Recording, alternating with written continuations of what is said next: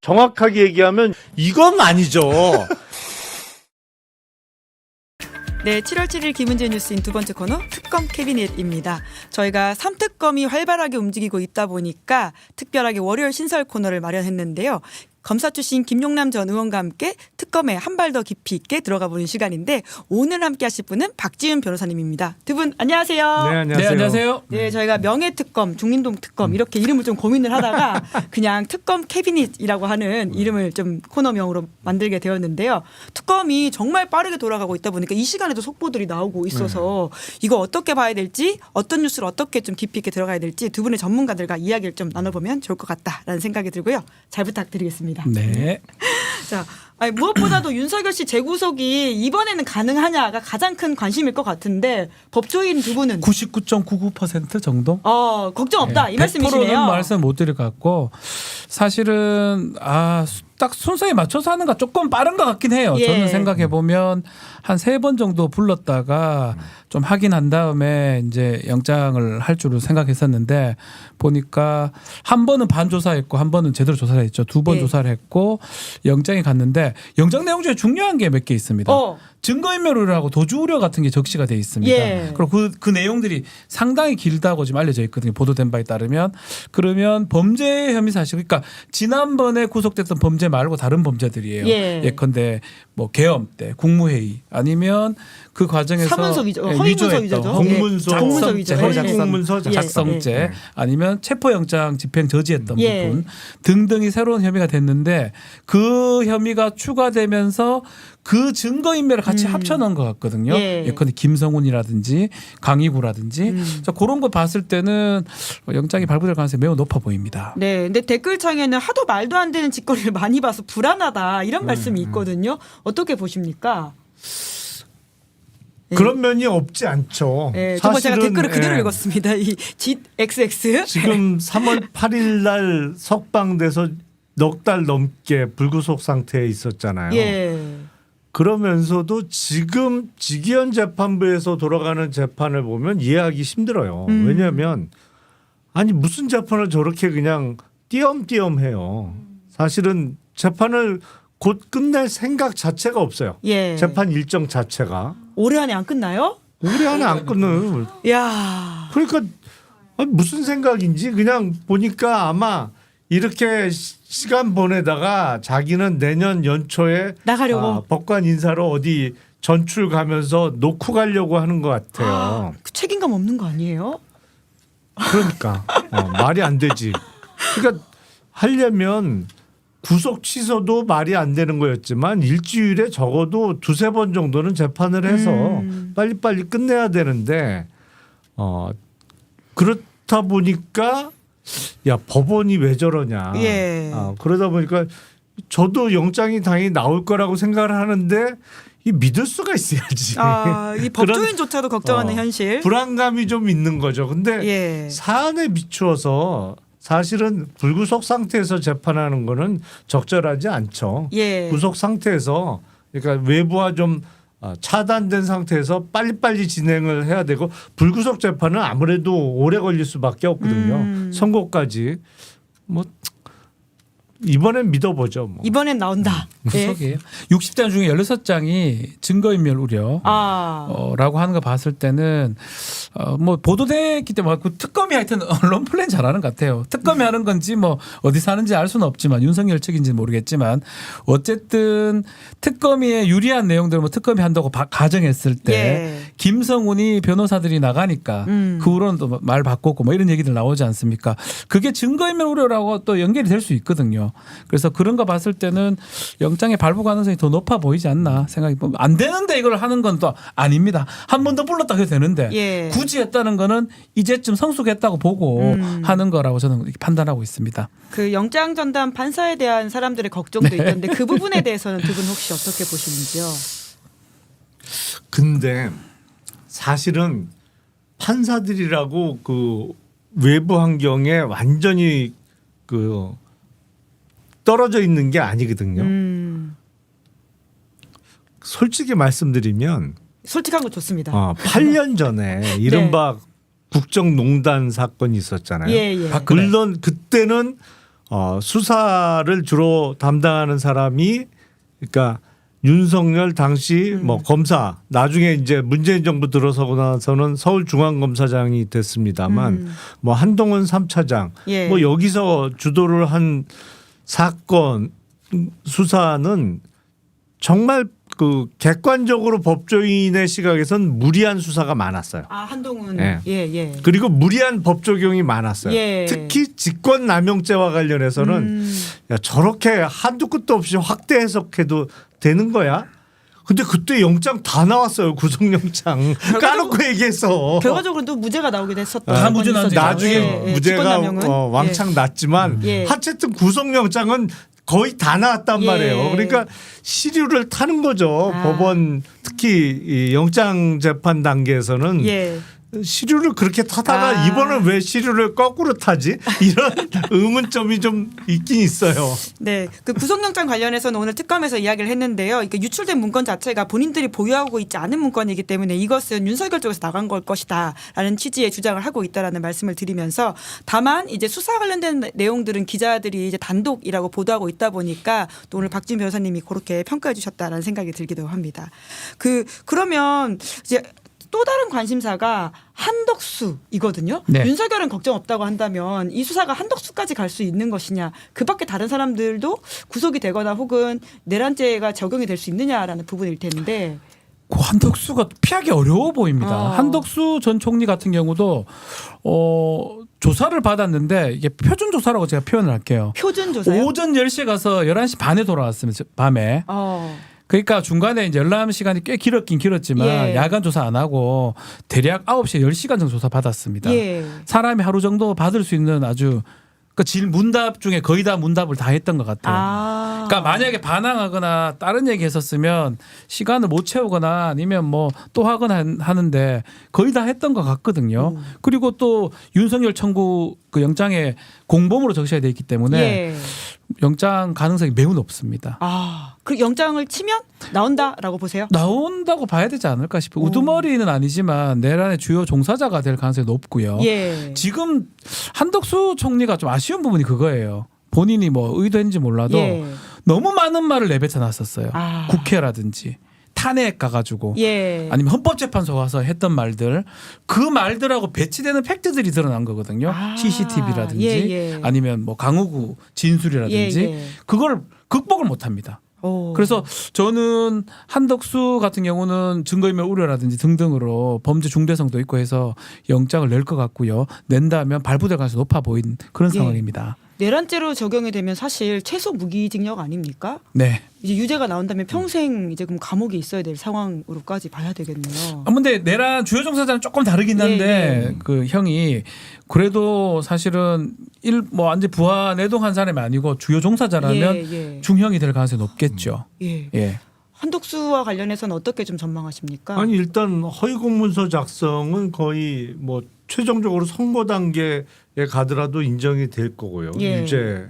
그러니까 12월 5일 날 12월 3일 날 그 부서가 있었던 것처럼 만들었다는 거잖아요. 그러니까 법률적으로 사문서의 경우에는 작성 권한만 있으면 내용이 진실에 반하더라도 죄가 안 됩니다만 공문서는 내용이 진실에 반하면 그거 자체가 허위 공문서 작성 동행사죄가 되는 것이거든요. 그러니까 적어도 일부는 유죄가 되는 거는 확실한데 내란과 관련해서 이제 국무총리가 공범이 안 된다고 하는 것도 이상하죠. 정말 그 안 되려면 이제까지가 이상했던 거죠. 본인이 국회에서 주장했던 대로 극구 말렸다 내가. 몸을 던졌다라는 취지로 거의 주장하지 않았나요?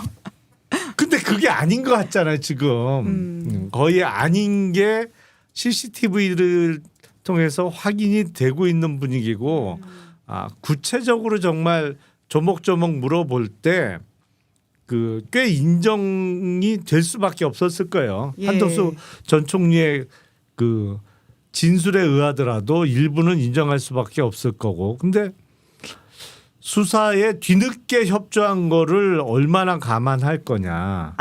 수사에 협조했다라고 하는 것은 윤석열에 관련된 것들을 이제 그렇죠. 와서 진실을 말하기 시작했다.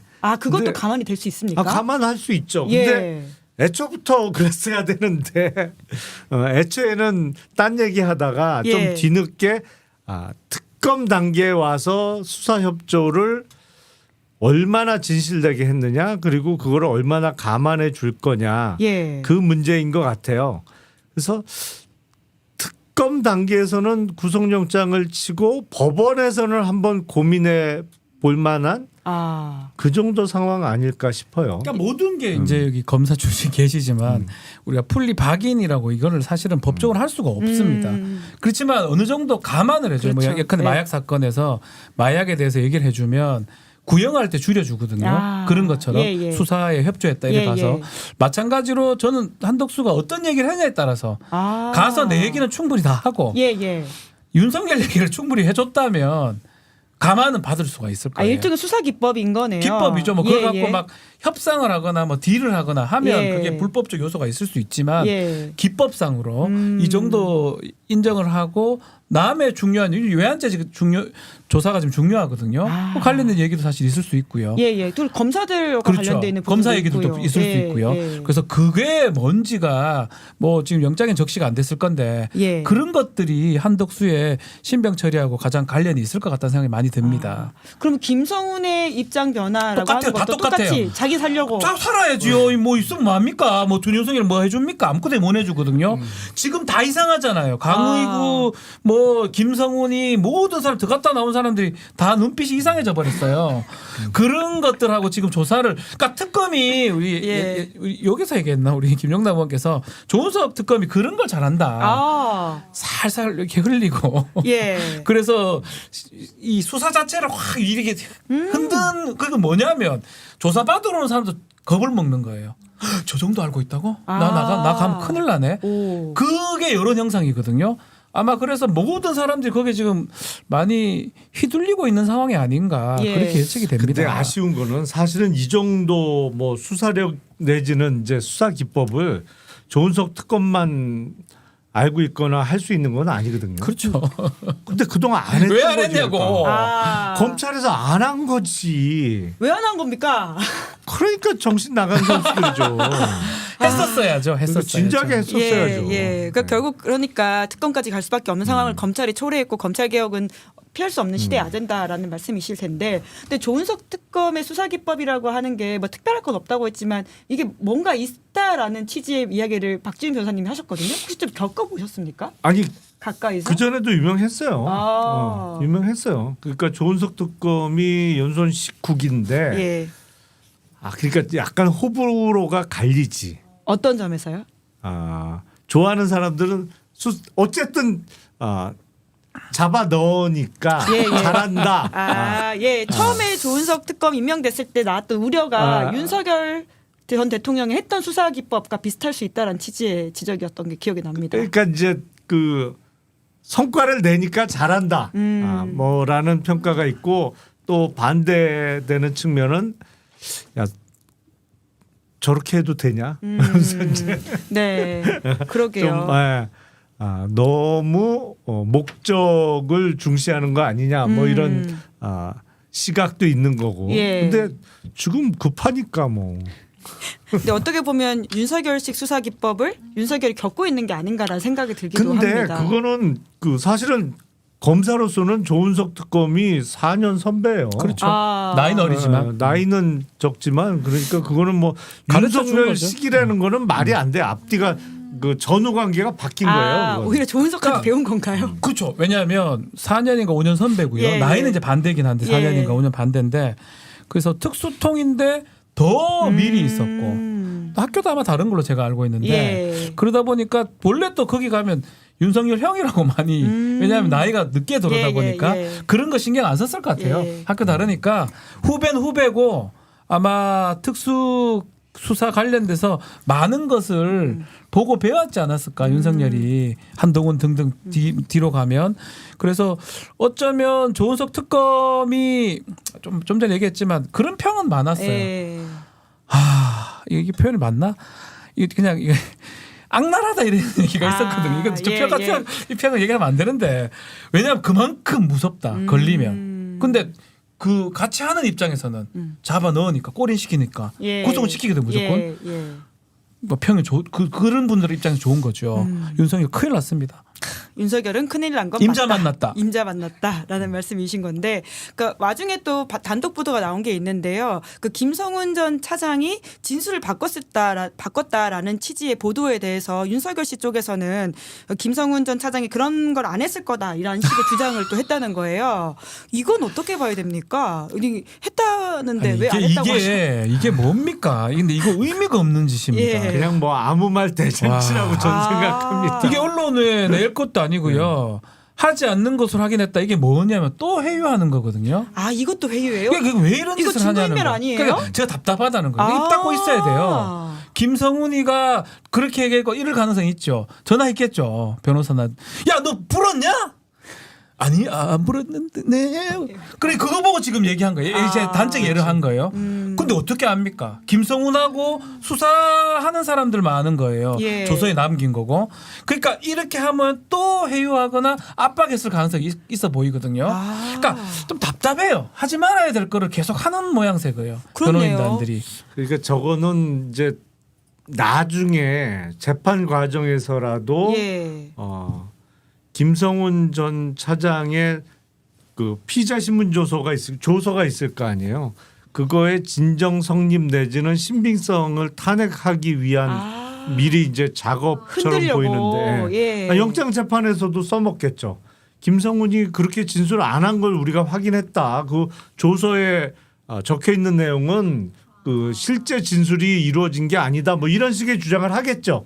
이제 수요일 날 영장 재판 들어가서 네네네네. 그렇게 하기 위해서 미리 이제 저런 그 기사를 내 보낸 건데 아니 그러면 거기 뭐 김성훈 전 차장이 그렇게 얘기도 안 했는데 그냥 소설 써놨다고 예. 그런 얘기 하는 거 아니에요 지금.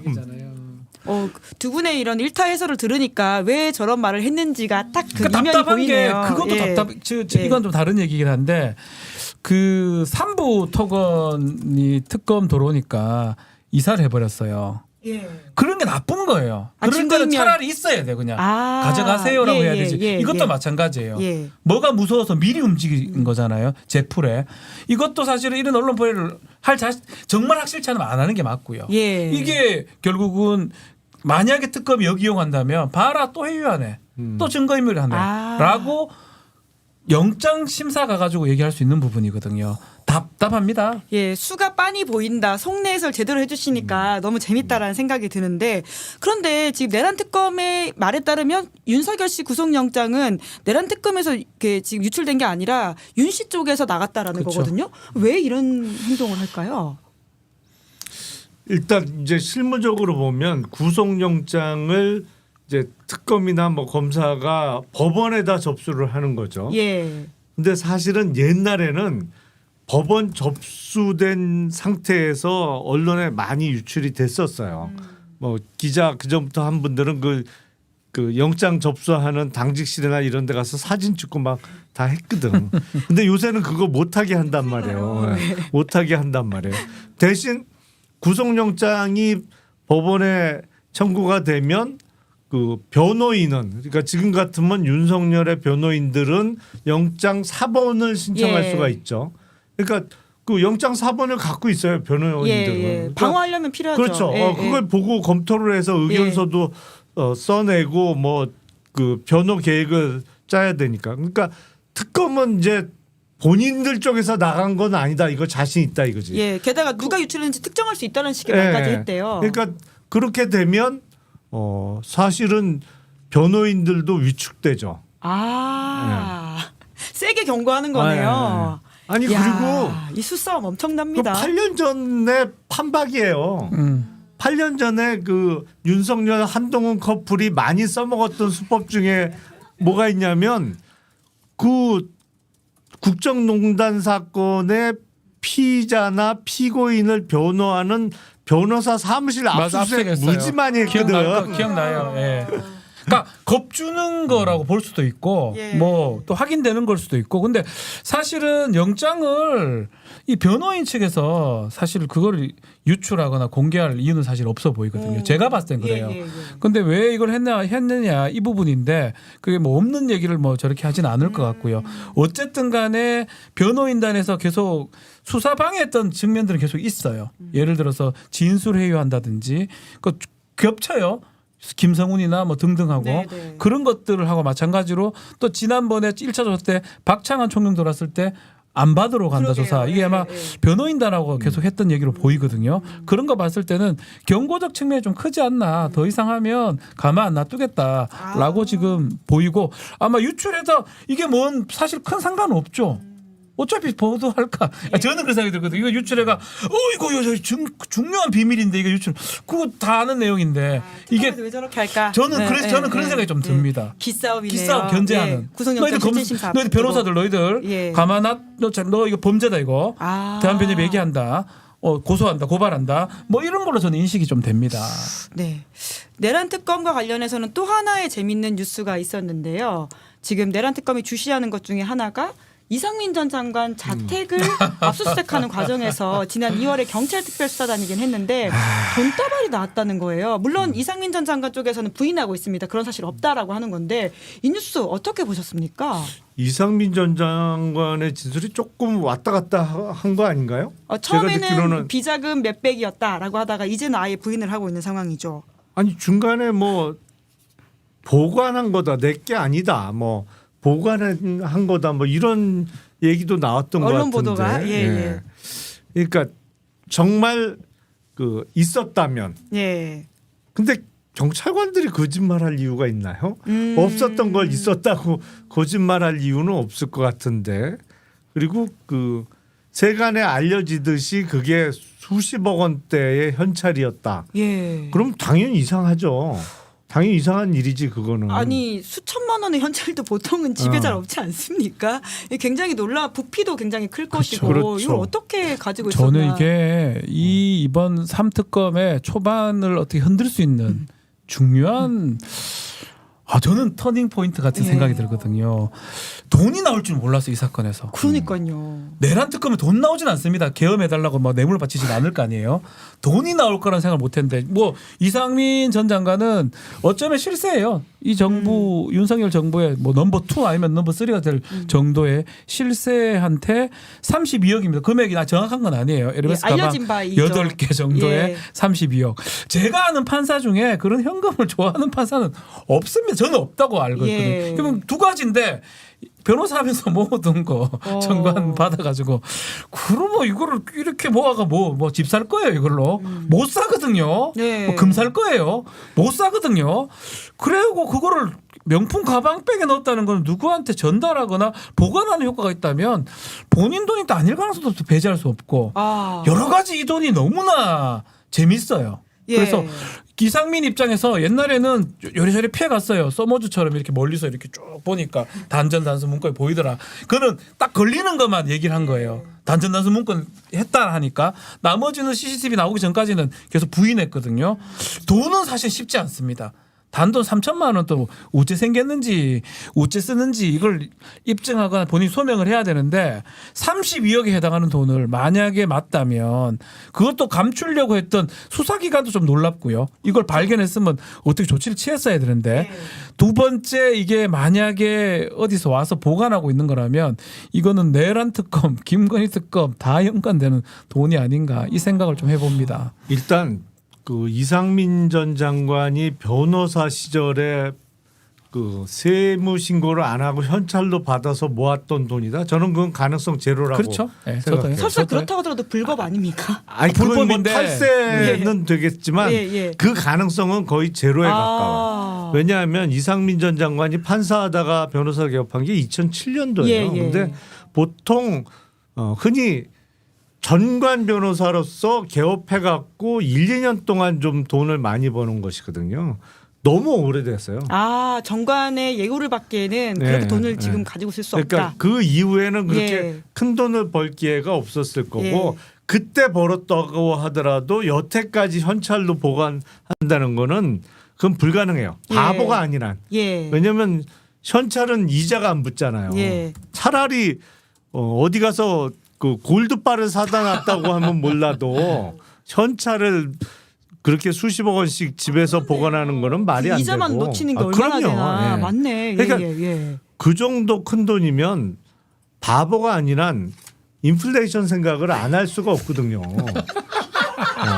그렇다고 그게 은행에 넣어놓으면 이자라도 그렇네요. 붙지. 돈의 가치가 점점 돈의 가치는 점점 떨어지는데 아니 역시. 이상민 장관이 나쁜 사람일지는 몰라도 바보는 아니잖아 적어도. 그러니까 그건 가능성 제로고 예. 가능성 두 개 중에 하나죠. 하나는 자기가 뇌물로 받은 돈. 신고할 수 없는 돈. 예. 또 하나는 더 높은 사람이 받은 돈을 보관해서 위탁받아서 보관하고 있던 가능성. 근데 첫 번째도 뭐 실세 장관이었으니까 정말 그 돈이 집에 있었다고 하면 본인이 받은 뇌물일 가능성도 있긴 합니다만 만약 알려진 대로 이 딱지도 안 뜯은 관봉. 아니 관봉은 아니었던 것 같고 에르메스 백 안에 돈이 들어 있었다고 하면 이상민 전 장관 본인이 받은 돈은 아닐 가능성이 높아 보여요. 아니 근데 돈을 왜 가방에다 보관할까요? 아니, 그거는 명품백 그게 그것도 이제 수천만 원짜리 이상하죠. 아닙니까? 예. 쇼핑백에 보관하는 게 맞거든요. 그러게요. 아니 뭐 아니라면 그냥 좀 아니 상자에 넣던가. 허름한 가방. 예. 제가 쓰는 그런 가방. 근데 이제 에르메스 가방이 2천만 원 이상이고 제가 그걸 실물을 봤습니다. 연예인 들어도 실물을 보니까 매우 좋아 보이는데 매우 크더라고요. 예. 그래서 근데 그거는 우리 대한민국 사람들이 이리 하기에는 제같이 키 작은 사람이 하기에는 어울리진 않더라고요. 근데 이거는 남자가 들어요? 아니, 남자도 들어요. 남자 예. 그래요? 남자 것도 있어요. 예. 남자 거. 그 유명 연예인이 예. 또 들어서 유명해졌죠. 조모 연예인께서 예. 들어가지고 그걸 제가 보고 유명해졌는데 어쨌든 이거는 본인이 갖지 않을 명품을 좋아하는 사람하고 연관성을 배제할 수가 없어요. 저는. 그러니까 그냥 제가 아는 그 통틀어서 명품 좋아하는 사람 저는 한 명밖에 안 떠오르거든요. 저는 그렇습니다. 뭐 예. 아니 그 일단 그 알려진 대로 정말 그 신품인 에르메스 이른바 뭐 벌킨백이라고 하는 데에 돈이 들어가서 보관돼 있었다고 하면 제가 생각하기에는 돈이 들어 있는 채로 백을 받은 거예요. 그러니까 백 따로 받고 돈 따로 받는데 돈을 그 백 안에다가 넣어놓은 게 아니고 예. 그러니까 정말 따로 받았다고 하면 그 안에 안 넣어놓지 뭐 그대로 상자가 받았을- 됐던 뭐가 예, 됐던 예, 딴 예. 데다 넣어놓죠. 예. 근데 그 에르메스 백에 돈이 들어있는 상태로 누군가가 받은 거죠. 야. 근데 그랬다면 이상민 당시 장관이 받기에는 약간 과해요. 그런 단적으로 걸, 얘기하면. 그러니까 그런 지위가 아닐 것이다. 왜냐하면 일단 돈도 돈이지만 백을 구하기가 너무 어려워. 그렇죠. 저 명품 가방은 예. 사기가 어렵다고 알려져 있죠. 돈이 있어도. 돈 있어도 안 들고 돼. 가서 예. 달라고 한다고 팔지를 않잖아요. 그렇네요. 그렇기 때문에 아. 백 자체가 구하는 게 어려워요. 그러니까 그런데 그 백 안에 5만 원권 다발을 수북이 넣어서 누군가한테 줬다면 그거는 극진히 예우 내지는 그 어마어마하게 그 예절을 지나칠 정도로 많이 차린 거예요. 근데 행안부 장관이 누군가에게 그렇게 받기에는 이거는 그 좀 지나쳐. 그렇죠. 과례야, 과례. 맞아요. 그러니까 받은 사람이 이상민 장관이 아닐 가능성이 높은 왜 거죠. 저는 공감하는 게 명품을 알아보는 사람한테 줘요. 저 같으면 주면 뭐고 이거 이거 뭐 그래 보여. 명품 뭐 샤넬이든 디올이든 뭐든 알아보는 사람한테 그걸 줘야 의미가 있는 거지. 에르메스는 특급 명품이라고 제가 물어봤습니다. 가장 높은 급수의 명품인데 명품을 알도 못하는 몰라 이상민이 뭐 모른다는 말은 절대는 아닌데 그런 사람한테 굳이 줄까요? 뇌물 줄 때 확실히 줄 수 있는 거는 특급 명품 가방에 특급 돈을 담아서 줬다. 그 받는 사람 입장에서는 이거 얘 제대로 준비했네 이런 느낌 들려면 그래서 저는 명품 가방도 사실은 우리가 주목해야 된다. 예. 물론 이제 아직 수사가 되어 있지 않은 부분이기 때문에 그렇죠. 그러니까 이 부분을 수사를 해야 된다라는 포인트에서 두 분이 좀 짚어준 것 같고요. 다만 오늘에서야 이상민 전 장관의 좀 정리된 입장문이 오늘 오전에 나왔는데 그러니까 아예 부인하고 있는 내용이거든요. 좀 소개를 해드려야 될 것 같긴 합니다. 집에 거액의 현금 다발은 물론 5만 원권을 가득 찬 고가 유명 브랜드 가방, 수억 원의 현금 등을 보관하고 있지 않았다라고 했고요. 압수수색 당시에 지방에 체류한 본인 대신 변호사 2명이 참여했는데 변호인들로부터 아무런 특이사항을 듣지 못했고 지금 이런 설들이 있는데 심대한 명예를 훼손하고 있기 때문에 중대한 위법 혐의라서 자극적이고 무책임한 단어를 사용한 허위 사실을 보도할 경우에는 명예훼손, 손해배상 등의 법적 대응을 하겠다는 취지로 이야기를 했습니다. 그때 사진은 안 찍어놨을까요? 경찰이 더 경찰관들이? 증거가 있을 것이다. 예. 사진이 없다고 하면 좀 이상할 것 같은데. 아니 원래 수사를 좀 하는 사람이면 물론 처음에 받아간 압수수색 영장에는 그 내용이 없어요. 없을 수 있지. 당연히 지금 수사 못했다는 단순 거잖아요. 단순 단순 거. 단순 지시와 관련해서 그 한 거니까. 근데 엉뚱한 게 나왔어. 근데 이게 만약에 정말 수십억 원이 집에 있었다고 하면 경찰관이 그 자리를 지키고 이거 아무도 손대지 마세요. 그리고 예. 지키고 한 사람이 가서 추가 영장을 받아와야지. 예. 압수수색 영장. 그러니까요. 예. 그리고 아니 범죄사실 쓰기도 쉬워요. 일단 공직자였기 때문에 공직자 윤리법 그거 위반이잖아. 위반이에요. 신고. 신고했어야 되는 재산 예, 내역이 예. 없으니까 그게 그거로 해서 일단 빨리 받아서 압수를 했어야지. 예. 근데 그게 글쎄 뭐 수사의 베테랑들이 아니라서 거기 현장에 나갔던 사람들이 그런 그 조치를 취하지 못했다고 하더라도 적어도 사진은 찍어놨어야 될 것 같은데. 근데 저는 이거를 뒤늦게 지금 나왔지 않습니까? 지난번에 갔던 내용이고 수사관들의 진술들을 그렇죠. 통해서 나온 예. 얘기인데 허위일 가능성이 저는 없다고 보거든요. 허위를 얘기할 이유가 없습니다. 그러게요. 사진도 난 찍어놨을 가능성도 있고 다만 이건 또 다른 수사 영역이에요. 이걸 막았던 이유가 누가 막았는지. 그렇죠. 예. 그럼 오히려 찾아내기가 좋을 겁니다. 누가 막았고 누가 이거를 못하게 했으면 그 사람과 연관성도 따져볼 수 있는 거거든요. 예. 항상 얘기를 했지만 이 특검 우리 세 개 특검 다 똑같아요. 진실을 밝혀내는 게 첫 번째지만 두 번째는 뭐냐면 이 진실을 밝혀내는 거를 막았던 것도 찾아내야 됩니다. 제가 지난번에도 얘기를 했지만 내란 특검에도 그런 게 있고요. 김건희 특검은 많지요. 최상위 특검 되게 많아요. 막 제가 했잖아요. 캐비넷이 뭐 열려서 근거들이 튀어나오려고 하는데 뭐 증거를 막 몸으로 막고 있던 검사들 그 검사들이 책임을 또 져야 될 부분이거든요. 예. 이 32억 사건은 그 진실을 또 확인해야 되지만 이게 왜 조사가 제대로 안 됐는지도 지금 말씀처럼 쉽게 진행할 수 있는 거를 안 한 거거든요. 이것도 확인돼야 될 부분입니다. 그러니까 지난 2월이었기 때문에 경찰 그 당시만 하더라도 윤석열이 탄핵이 그렇죠. 아직 되지 않았던 그렇죠. 상황이어서 무서웠던 상황이죠. 예, 약간 아마 수사가 생각해 막혔을 보면. 가능성이 있다라는 걸 두 분이 말씀해 주시는 것 같네요. 그때 사진 한 장만 나와도 이거 분위기는 오. 또 지금하고는 저는 찍었다고 바뀔 봅니다. 것 같은데. 찍었지 않고 이렇게 얘기를 못 합니다. 그러니까 이게 지금 완전 터닝 포인트다라는 그냥 말씀을 가가에 하신 찍으면 돼요 거잖아요. 이렇게. 이렇게 또. 사진 찍는 건 불법이 아니에요. 수사관들이 이게 그렇죠. 영장범위 찍으면 어때요? 없어도. 찍으면 어때요? 오. 뭐 몰카도 아니고요. 예. 사람 신체가 아니잖아요. 예. 돈인데. 근데 워낙 지금 뭐 법 기술자처럼 이상민 쪽에서 구니까 아니 압수수색을 이제 영장이 있으니까 예. 압수수색 현장을 경찰관이 찍었는데 그 화면에 현찰이 들어갔네 포함됐네 그게 무슨 문제가 있어요. 동영상 이렇게 찍으니까 예. 아마 저는 있을 가능성도 있다. 예. 네, 그 해당 보도에 따르면 이제 경찰은 특검에서 현금 뭉치는 압수 대상이 아니라 돈을 압수하지 못했고 돈을 세는 기계인 개수기가 없어서 정확한 액수는 세지 못했다라고 이야기했기 때문에 아니, 돈을 그 말이 안 돼. 답답한 사람들이네. 가가 해야지 영장 더 받아가 가지고.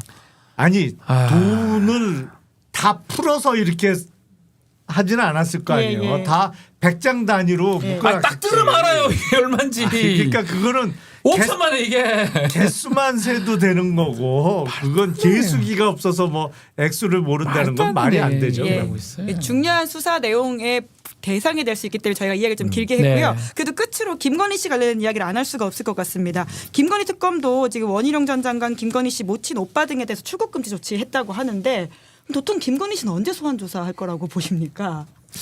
저는 8월쯤은 소환되지 않을까라고. 8월? 예, 봐요. 7월도 아닌가요? 7월 이제 7월인데. 아니 근데 그거는 수사를 어떤 방식으로 하느냐에 따라 이제 결정이 될 텐데 예를 들어서 건 바이 건으로 한 번씩 다 불러. 그러면 뭐 당장도 부를 수 있죠.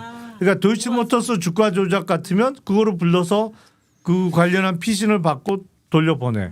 그리고 양평고속도로로 또 불러. 뭐 이렇게 수사를 진행할지 아니면 한 번에 다 할 수는 없겠지만 그래도 큰 덩어리 뭐 서너 개씩. 왜냐하면 건이 너무 많으니까 좀 모아서 이렇게 한 번에 조사하고 그러니까 소환 횟수를 좀 최소화한다고 하면 8월쯤 소환이 가능하겠죠. 그러니까 빨리는 원희룡이 제일 먼저 불려갈 것 같아요. 삼부하고 양평이거든요. 삼부는 압수색도 했고 삼부 사건을 제일 먼저 시작한다고 했고 양평도 같이 하는데 그 중간에 교집합 교점이 되는 게 이제 원희룡 전 장관이고 원희룡 전 장관이 가서 얘기하느냐에 따라서 김건희가 빨리 불려올 수도 있고요. 버티면 좀 늦어질 수 있겠죠. 원희룡 전 장관도 김성훈 전 차장처럼 똑같아요. 사람이 다 똑같아요. 그러니까 제가 막 이렇게 아기처럼 이게 거짓말을 해나는 거거든요.